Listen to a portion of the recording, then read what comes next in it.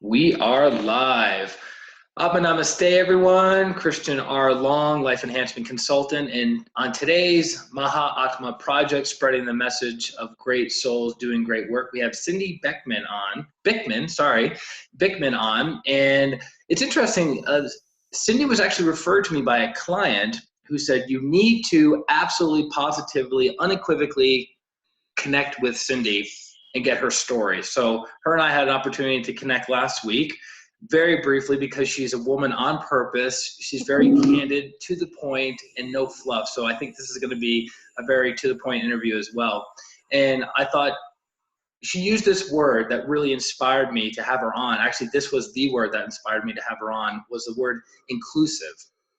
And that's actually in the world that we've been working in for many, many years in pranic healing and Hatha yoga.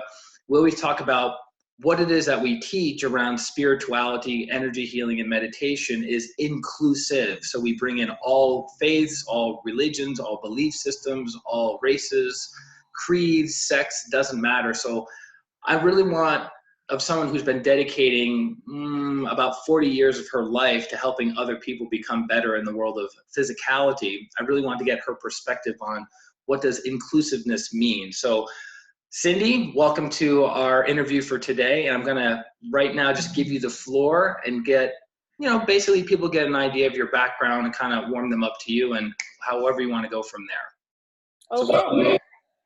I'm Cindy. I am a gymnastics coach and ballet teacher. I have had a gymnastics school in Marietta, Georgia, north of Atlanta since 1976, which is why my hair is this color. You can understand I've been doing this kind of a long time, and it's been a great journey and a labor of love. About, I'd say 30, 35 years ago, I started working with Special Olympics athletes, and from there it's taken off. That's become my passion in life. At that time, did you run into somebody that said, hey, have you ever thought about working with special needs athletes, or like how does that happen? I coached a rhythmic gymnastics team, and our local Special Olympics artistic gymnastics team was having a competition, and they said, will you bring your rhythmic gymnasts to do an exhibition? So I did. We performed, and they said, would you like to start a Special Olympics rhythmic gymnastics program? And I said, of course. So I started with 4 girls, and actually one of those girls is still with me. She was 12 when she started. Now she's in her 40s, still going strong, still competing, still doing gymnastics. Now, is there an age limit, or you can go from 10 all the way to 60 in this competition realm?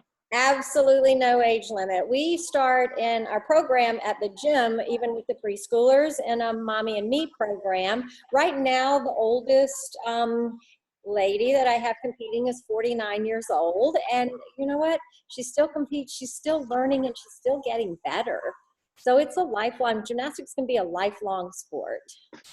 And it's interesting that you say that, because I've noticed in my experience of, I was really, really interested in gymnastics as a kid, but I didn't have that like gentle, loving nudge from my mom or my dad to go into that realm. So I ended up doing martial arts instead. But I've noticed the people who do dance and the people who do gymnastics, they don't just seem to do it for 5 or 10 years. They seem to really do it for the rest of their lives. Like it's part of their DNA almost. Like, why do you think that is? It just gets in your blood. You have to move. If you grow up moving, or even if you start moving late in life, you just have to move or life's not right. And at my gym, we participate in the traditional gymnastics that the balance beam and bars and everything, also rhythmic gymnastics, but we do what's called gymnastics for all. And that's where inclusion starts. It's gymnastics for everybody, and gymnastics can mean everything from the traditional gymnastics that to dance, to aerobics, to fitness, to acrobatic lifts. Gymnastics can mean anything. I've actually haven't heard that before. Gymnastics can mean everything. Okay, I like that. All right. So give me this idea of inclusion, right? This was kind of the theme of today's interview. Where did that come from? What does it mean for you? And where do you see it going in kind of like not just the gymnastics world, but the other the world at large? It should be in the world at large. The more I work with people with disabilities, the more I don't believe in disabilities. I believe in diffabilities or different abilities. And so why should a person with a disability be living in a world with people with disabilities? Why are they not welcome out into the real world and accepted in the real world for who they are and for what they can do? So that's what inclusion means. For a long time, I worked with Special Olympics, and Special Olympics is for people with intellectual disabilities. And then I had teams that were in the mainstream of gymnastics competition.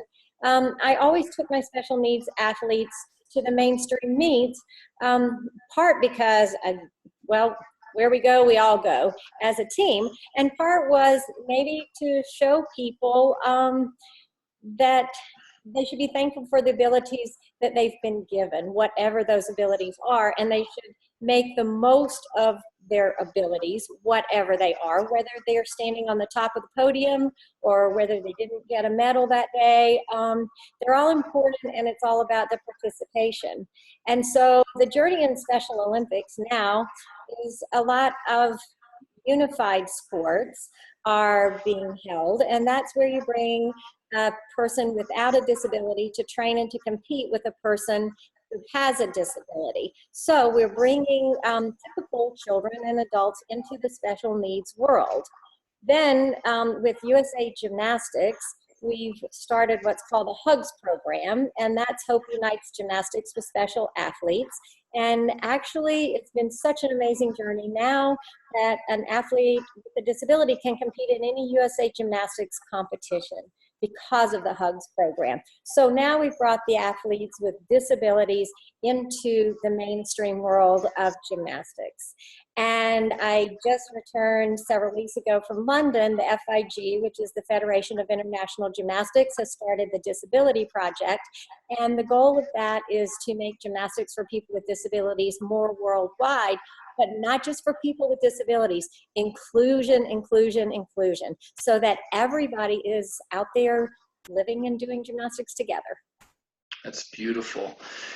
What have you noticed the difference of mindset of somebody who was born with special needs or someone who was born with a disability, for instance, like a limb missing, an arm, a leg, something like that, getting into gymnastics or getting into some kind of physicality, versus a person who lived a quote unquote normal life for 10, 15 years, and then something happened to them where they got a disability? What have you noticed the difference in mindset of those two people? Now that is a good question, because we're experiencing that with a young ballerina at my gym right now who had a brain tumor and went blind. And she was a very, very promising ballerina. And then when she went blind, she's had to learn to live again, to walk, and she has learned to dance again, and she's such an inspiration. Wow. But everybody knew Anna. I have to mention her name because everybody in my world knows Anna. Everybody knew Anna as a normal child, and growing up and doing everything. And then all of a sudden, here she is in a position where she has to have somebody take care of her all the time, and where she's having to relearn all these other things and adjust to a new reality of what her life is. And I have to say that the spirit within this girl to survive, to live, to go on, is such an inspiration to everybody. And then you look at someone who's born with a disability, and that's just their reality from day one. And I think a lot has to do with the parents and the acceptance of the disability. When that's all you've ever known with your child is that they have this disability, so that's their ability, really, not their disability, that's their ability, then you work with that from the very beginning, and you do what you can do and make life as wonderful as you can for those children and let them grow up to do as much as they possibly can. So it's just a different mindset and where you're starting from. And where do you think, in your experience, Cindy, some of the biggest mindset obstacles that the people with disabilities have had to overcome? Like is there Is there mindset training or coaching, or not just the physicality of put your leg here, put your hand here, don't put your leg here, don't put your hand here, work on this balancing beam, etc. But what have you noticed some of the mind shifts that are required to get that person to the next level? I would say, and this might sound like I'm not answering your question, but the people with the disability, they don't have to shift in their mindset because they know what they can do and they do what they can do and they follow instructions and they get the job done. But it's the people around them. A lot of people are afraid to coach these athletes with disabilities because they're afraid they'll hurt them. They're afraid they don't have the experience or the knowledge in order to teach them correctly and especially to teach them safely. Mm-hmm. So that's a big obstacle. And also people not believing that they can succeed and that they can learn and that they can progress. So it's more the attitude of the people around them than it is the people with disabilities that has to have an attitude adjustment. So you would say the environment that the athlete is surrounded by is more important than almost anything else. So the attitude of the parents, the attitude of the coach, the attitude of their teachers at school, that's what's really helping them flourish or not. Sure, and that's the same with any child, not just someone with a disability. If you have somebody who believes in you, then you're going to live up to their expectations. If their expectations are really low, then you're going to be satisfied and live at that low level. If their expectations are high and they believe that you can do something and have faith that you can do it, then you're going to try your hardest to live up to those expectations, and you will. And actually, the students that I teach continually exceed my expectations, and I've learned not to place limits on them at all. I love it. So since doing this since 1976 and working with these athletes, what have you learned about yourself through this process? I have learned not to be judgmental. I have learned to be very accepting of diversity, and it's actually made me a much better coach than I would have been because I've learned how to break things down into small parts and to celebrate the small achievements and to have a lot of building blocks. Whereas a typical child, you might do 3 steps to learn a skill. With a special needs child, you might need 10 steps to do a skill. So you get to be very creative with your thinking and with your coaching. And to me, it's just a great, amazing puzzle to figure out how to make them successful. I love it. And for our listeners, on the energetic aspect, Cindy is an embodiment of patience. And people I've talked to before who work with people who are with special needs, they have this huge capacity for compassion and for patience. And patience comes from the heart. So when we're patient with other people, when we're willing to be there from A to Z and beyond, it's from the heart. Now, when we get impatient, it's in the solar plexus, the lower negative emotions, the lower positive emotions. We're like, come on, I don't have all day for this. Let's go, let's go, let's go. But somebody has a big, juicy, loving heart. They can be with that person from start to finish. So I want to give you props for that, because not a lot of people have the willingness to develop the capacity to be patient, to be loving, to be tolerant, to be understanding, to meet somebody where they're at in order to help them go from where they are to where they want to go. So I give you props for that. Cindy, you mentioned something in passing when we talked last week, and I was like, I was curious. You said you've traveled all over the world. I wanted to get some of the spots that you've traveled and some of the things that you've done professionally at those spots. Oh, technically all over the world. We've been on a mission to show the world the abilities of people with disabilities. So what I've done is taken my team, and an inclusion team, okay? It's not all just people with disabilities, but includes people with disabilities. And we have participated in gymnastics events all over the world. I've entered these girls in like the Miss Valentine competition in Estonia, the Potter Cup in Germany, which are high-level rhythmic gymnastics competitions against national teams. And I have Team Galaxy, which is an aesthetic group of girls with special needs. And, you know, they stole the show every time. And we've done the FIG events, the World Gymnastrata, which happens every 4 years. It's a celebration of gymnastics.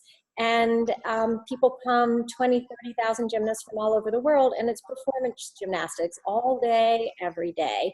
And so we have on our team all ages and abilities, people with special needs, typical gymnasts, and our team typically is from age 9 or 10 to people up in their 70s. Because in my world, you show up, you perform, you're on the team.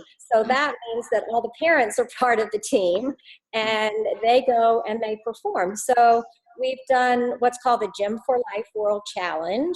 There have been 3 of them. This is an FIG event. Again, it happens every 4 years.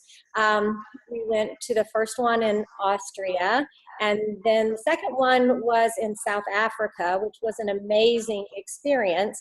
And the Gym for Life World Challenge is actually a competition. And there were 76 teams competing. It was all based on the performance aspect. And the top 14 teams made what's called the FIG Gala, which is to choose the overall winner. And then the FIG committee picked 2 wild card teams. Well, we were selected as one of the wild card teams to perform there. And when you're performing with the highest level gymnasts in the world, and they choose like your motley crew, we always wear mismatched knee socks as part of our costume because that says who we are. And so it was huge, huge honor. And so we've become known throughout the world for our diversity and our inclusion. And this past summer, we were in Norway for the next Gym for Life World Challenge, and we actually got to perform for the King of Norway. So that was very fun. Wow, man. Glad I asked that question. Well, and here's the flip side of it too, is I don't believe that people with disabilities always need to be the recipients of charity. They have a lot to give. So every year, the day after Thanksgiving, we take off on what's called a Santa Goodwill Tour that a friend of mine has run for many, many years. And what we do is we go somewhere and we dress in Santa suits and we do parties, we do performances, we take gifts. This last year, we were in Bogota, Colombia. We took 11 suitcases, over 400 stockings of presents, and we did performances and parties at the Children's Hospital. We did at a big school for special needs. We did several senior citizens' homes. We actually went to a place where kids that have been rescued from the sewers come and live. And so this is our way for these special needs students to give back to the community. Now, these opportunities of going to Norway or going to Bogota or going to South Africa, how do the people of these organizations reach out to you, or do you reach out to them? Like how does this happen? Both ways. A lot is organized gymnastics competitions. And that we sign up for and that we go to. And then we find out about opportunities. And then friends ask us to come and do. Like this Saturday, we're going to do an Alzheimer's benefit and taking our special needs students to perform and also to greet and talk to the people who have Alzheimer's in a facility in Atlanta. So anytime we get the opportunity to go and do, we go and do. And we also have started what's called an action club, and that's a Kiwanis club for people with disabilities. And that's given us the opportunity to be a part of something bigger than ourselves. And the Kiwanis is a service organization, and we have done the most fantastic things, like working at a road race to raise money for a vehicle for a local school, things like that, ringing the bells for the Salvation Army. So we want to get out there in the community. People with special needs, they're just like everybody else and should be doing what everybody else does. I love it. So keep that in mind, guys. We talk about service is super, super important, at least 3 hours a week minimum of service to some organization or charity or group or foundation that you believe in that you don't get directly compensated from, Because if you need energy, you give energy. If you need time, you give time, right? Whatever you give, you receive. So Cindy and her organization and her group and all the people she worked with, they're an embodiment of that. They're always going out and giving, giving, giving, giving, giving, giving, giving. And hopefully you are keep receiving, receiving, receiving, because sometimes people who give so much have a challenge receiving so much. So I was going to ask about, it seems like at this point in your life, well, you're probably a perpetual student, but for so long, you've also been kind of the figurehead and the guide and the one that kind of, quote unquote, has all the answers. But when you were starting in this world in the 70s, who was your mentor? Who was your guide? Not just professionally, but did you have somebody personally that was kind of helping you train and hold space for this amount of people? Well, I have to say, when I was growing up, I was not the most talented gymnast or dancer. And so I had a ballet teacher that believed in me. And even though I wasn't great, she gave me opportunities and she made me feel like a star. And by the time I realized I really wasn't a star, I was old enough to accept that with grace. But I always go back and remember how I felt growing up. And I think I would have to say that's been the mentor for me, and my personal experience, because I don't always and haven't always chosen just the most talented children to be on my team. It's the child with the light in their eyes who wants to do it, and I want to make it a possibility for them to do gymnastics or to pursue whatever their dreams are. And I guess when I started working with the special needs, I probably didn't really have the sense to realize that I should go get training and have somebody tell me what to do. I just saw the people with special needs like I saw my other students, jumped in, and have gone from there. What's been one of your biggest challenges in this world? Because, you know, everything's bells and whistles and cupcakes and ding dongs and rainbows and kittens and all that. But what's been a couple of the biggest challenges you've had in this world? The biggest challenge is having enough time to do all that I want to do. I've said so many times, if I had another lifetime, I have 2 or 3 projects that I would like to add on to this lifetime that would have to go after this lifetime.